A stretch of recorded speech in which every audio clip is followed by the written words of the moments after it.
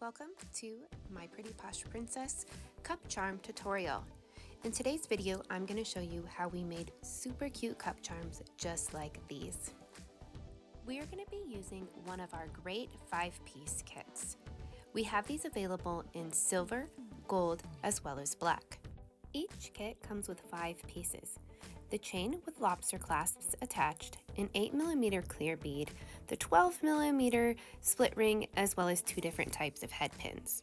For this tutorial, I'm going to be using one of our super cute 2-sided silicone focal beads. I'm Not Perfect, I'm Limited edition.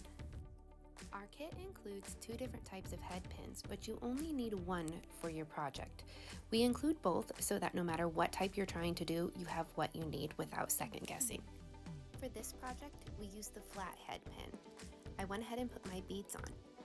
Now I'm going to trim the wire, and then we're going to bend it around that chain link so that the top is neatly and carefully placed inside of that 15mm silicone bead. Note that we've put that 8mm clear bead in the kit so that you can put it below any silicone bead or focal so that it doesn't pull off of the head pin. Here we have the finished product. It's so cute.